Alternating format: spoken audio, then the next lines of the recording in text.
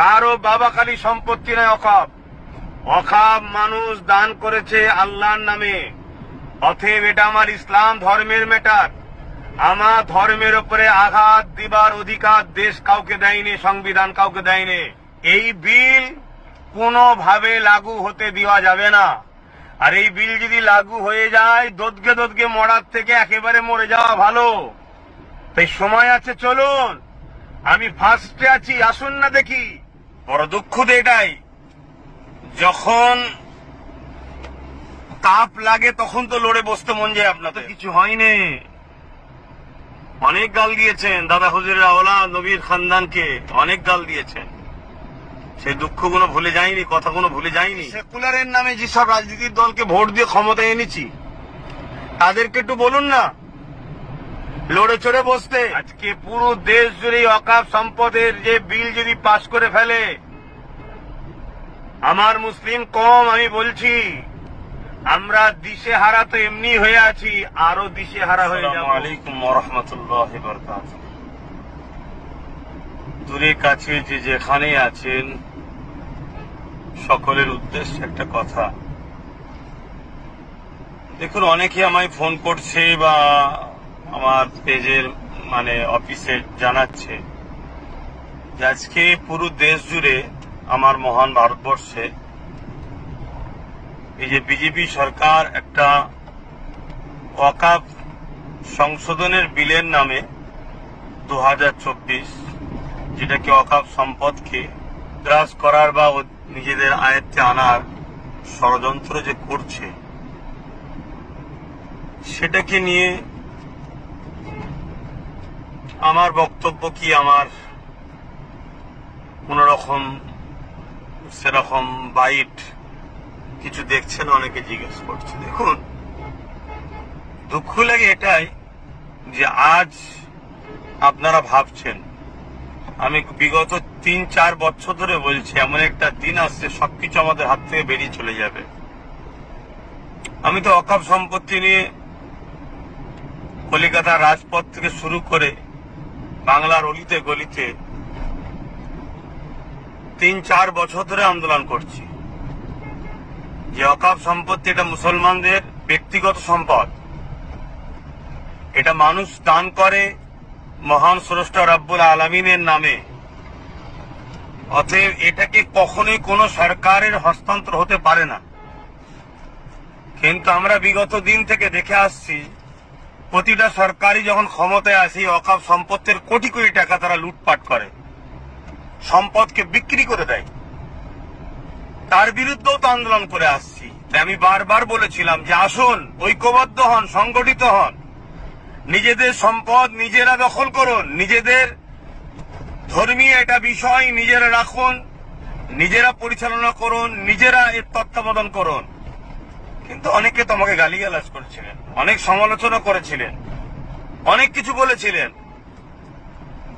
হ্যাঁ, আজকে আমার বাইট দেখতে পাচ্ছেন না, কিন্তু লক্ষ লক্ষ মানুষের কাছে আমার সংগঠনের মাধ্যম দিয়ে তাদেরকে এই যে আজকে 2024 ওয়াকফ সংশোধনীয় বিলের নামে বিজেপি সরকার যে সংবিধান বিরোধী যে বিল পাস করার জন্য ঘৃণা চক্রান্ত করছে, তার বিরুদ্ধে ফুরফুরা আহলে সুন্নাত ওয়াল জামাতের লক্ষ লক্ষ যুবকরা, বাপেরা মায়েদের দ্বারা আমরা বাড়ি বাড়ি গিয়ে আমাদের সংগঠনের মাধ্যম দিয়ে ওই স্ক্যান করে, যেটা মুসলিম পার্সোনাল ল বোর্ড চেয়েছে, পাটাবাদ যে ব্যবস্থা করতে বলেছে, সে কাজ অলরেডি আমাদের চলছে। বড় দুঃখ তো এটাই, যখন তাপ লাগে তখন তো লড়ে বসতে মন যায়। আপনাদের ফোন করে অনেকে সমালোচনা করছে। হ্যাঁ, দেখুন, 3 বছর কম বেশি আগে থেকে আমি বলে আসছি, যেমন একটা দিন আসছে দিশে হারা হয়ে যাবেন, চোখের পানি নয় খুন বেরোবে। এখনো তো কিছু হয়নি। অনেক গাল দিয়েছেন দাদা হুজুরের আওলাদ নবীর খানদানকে, অনেক গাল দিয়েছেন। সেই দুঃখগুলো ভুলে যায়নি, কথাগুলো ভুলে যায়নি।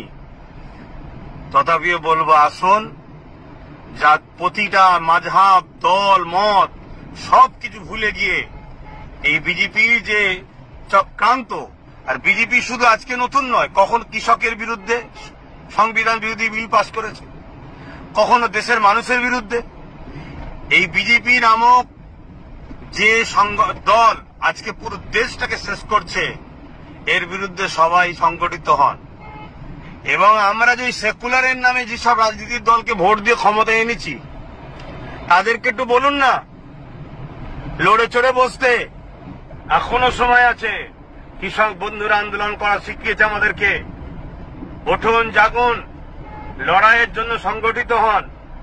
কারো বাবা খালি সম্পত্তি নয় অকাপ। অকাপ মানুষ দান করেছে আল্লাহর নামে। অতএব এটা আমার ইসলাম ধর্মের ম্যাটার। আমার ধর্মের উপরে আঘাত দিবার অধিকার দেশ কাউকে দেয়নি, সংবিধান কাউকে দেয়নি। সে যে পদেই বসে থাকতে পারে, সে যদি তার পদকে ভুল রাস্তায় পরিচালনা করে, তাহলে আমাদেরকেও সংবিধানকে সামনে রেখে গণতান্ত্রিক প্রক্রিয়ায় তাকে জাগানো দরকার, যেভাবে কৃষক বন্ধুরা জাগিয়েছে। তাই সংগঠিত হন, আসুন, এগিয়ে চলুন। আজকে পুরো দেশ জুড়ে অকাপ সম্পদের যে বিল যদি পাশ করে ফেলে, আমার মুসলিম কম, আমি বলছি, আমরা দিশেহারা তো এমনি হয়ে আছি, আরো দিশেহারা হয়ে যাব। কোনো অস্তিত্ব থাকবে না। আমি বলেছিলাম মসজিদে যাবেন, AK-47 দাঁড়িয়ে থাকবে, লাঠিলে দাঁড়িয়ে থাকবে। সেটা করতে চাইছে মসজিদ কমিটি, মাদ্রাসা কমিটি, বিভিন্ন কমিটিতে, কবরস্থান কমিটি, সব কমিটির মধ্যে সরকার তার আমলাকে নিযুক্ত করবে, সম্পদকে হস্তক্ষেপ করবে, তাদের আইনকে প্রয়োগ করাবে। আপনার ধর্মীয় স্বাধীনতা শেষ হয়ে যাবে। এই যে অত্যাচার, এতে মুসলিম অস্তিত্ব তথা ইসলামকে মিটাবার একটা ঘৃণার চক্রান্ত বিজেপি সরকার নিচ্ছে। এই বিল কোনোভাবে লাগু হতে দেওয়া যাবে না। আর এই বিল যদি লাগু হয়ে যায়, দোদকে দোদকে মরার থেকে একেবারে মরে যাওয়া ভালো। তাই সময় আছে, চলুন। আমি ফার্স্টে আছি, আসুন না দেখি। যারা পালালি খেয়ে খায়, যারা পা চেটে বেড়ায়, যারা ভিক্ষা খায়, সামান্য ভিক্ষায় যখন ইসলাম বিদ্বেষী কোনো কথা হয়, তাদের মুখে কথা পাওয়া যায় না। সেই মুসলমানদের নিয়ে অকাবের লড়াই কি হবে? তারা আজকে ফোন করে বলছে আপনার ভূমিকা কি?